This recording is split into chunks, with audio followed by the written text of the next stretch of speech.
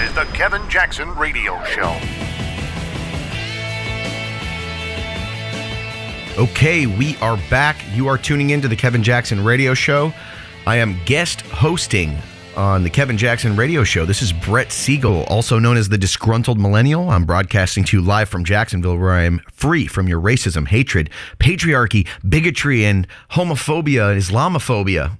Well, we were talking a little bit about the Women's March earlier, and there's just so many funny things that are going on. It's just so hard not to laugh and just wake up every day giddy. The left is just completely losing its mind. And I there's a big part of me that's just like, oh, this is terrible. You know, I mean, why can't we all just get along now that Trump is in power? Why can't we all just get along? But then there's this other part of me that's just screaming like, oh my God, this is the chickens coming home to roost, and you can just deal with it. It's just so funny. It's just so hard not to enjoy because they are constantly just eating. It's like a snake eating its own tail. It's delicious. It's so fun to watch. Like just as a one, I mean, there's so many examples, but just one example. I'll go with the Women's March, the one that we've been talking about. You see, not only did this Women's March fail completely, but since intersectionality has so taken hold, the people who couldn't afford to protest are getting upset at the people who did protest. They're saying that they are privileged, that they're a part of the privileged class, that they could even take off the day to go and protest this thing in the first place. See, they think that only privileged people are there protesting. So now you got these different factions within the feminist movement fighting with each other. That's what you get when you particleize the community.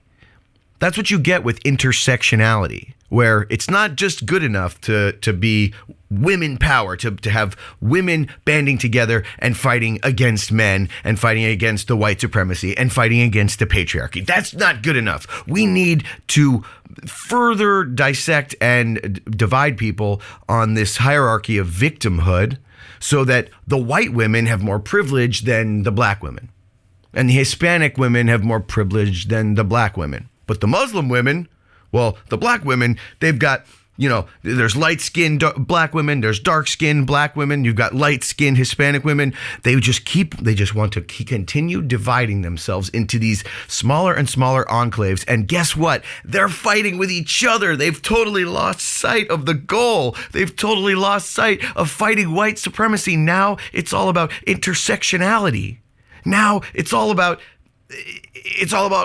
I just don't get it. There's nothing sexy about this. There's nothing sexy about trying to find your place on a hierarchy of victimization. There's nothing sexy about it. Not for men and not for women. The men who do it, I mean, Jesus, they're just these beta male douchebags. These beta male douchebags who are just total cucks and total hypocrites. But not just that, these women, I don't know why any men would want to date these women. They're like weaponized women. They're weaponized. You hold the door open for them. Don't hold the door open for me. I can hold the door open myself, okay? I don't need anything. I don't need any man to do it. Blah, blah, blah. You try to pick up the check, they get upset. You don't pick up the check, they get upset. Who would want to deal with this? Who would want to deal with this? And then they start screaming, free abortions, free, unconditional, everything free. Wait a minute, I thought you didn't need the money of men. I thought you didn't need men's money. But you wanted free? What about the patriarchy? You were just talking about the patriarchy 2 seconds ago. You were literally just saying how you don't need men. But now you want everything free. And that's why you have taken off work and are protesting. You're in a community where you are making money. Money. What about income inequality? Money. You are making money.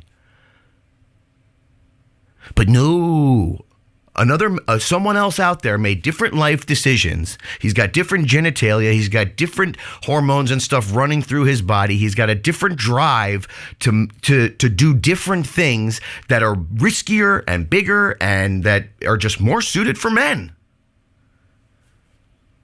And he makes more money. You have every right to go out there and do exactly what he does, but you know what? You don't. You don't do the garbage woman thing. You don't do it. You don't go and risk your lives. A few of you do.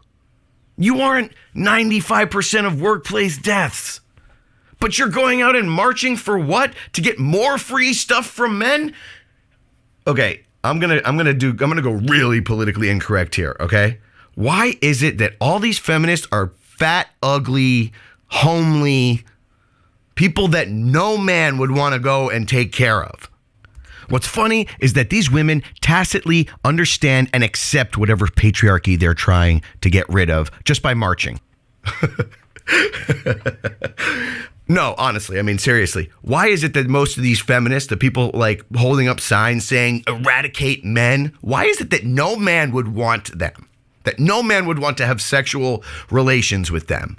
Like, free abortions forever. No one is gonna bang you. You're not getting pregnant. You're not gonna get pregnant. Not with that attitude. The only way that you are gonna get pregnant is if you sperm jack someone. And if you sperm jack someone just so you could have an abortion, that makes you a particular kind of jerk. That makes you a particular kind of evil.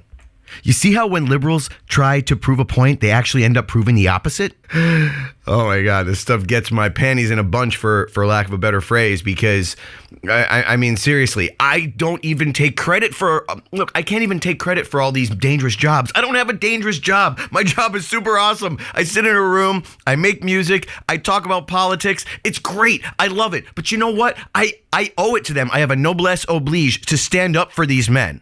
To stand up for these men who get lectured all the time. I mean, could you imagine one of these beta males who has one of these wives who are going out and like, I'm going to take the day off of work so I can go protest men. I'm like, okay, honey, like, yeah, I mean, all right, I guess, you know, like, I'm going to still go to work so that I can pay our bills.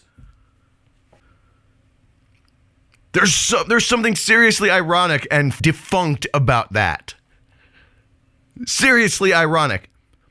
And you don't hear these women talking about child marriage in Iran. You don't hear these women talking about sex trafficking. No, it's income inequality. Women make 75 cents on the dollar. A statistic that has been totally debunked time and time and time again. Women make different life choices than men. And it is going to reflect at the end of the day. It's going to reflect in your bank account at the end of the day.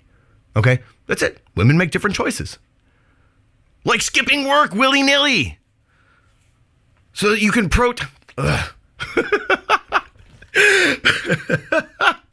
It's just so funny. It's just funny. Because without men to protect the women, you're going to have hordes of these Islamic radicals coming into the country, and then you will finally see what a patriarchy really, really looks like. You will then see what a rape culture really looks like. That to me is way more scary than a woman going home at the end of the month, having made a little bit less than her boyfriend because of different decisions that she made in life. And then they cry about the patriarchy. Oh, it's patriarchy. All right, this is the Kevin Jackson Radio Show. I'm going to calm down for a minute, and we'll be right back. This is the Kevin Jackson Radio Show.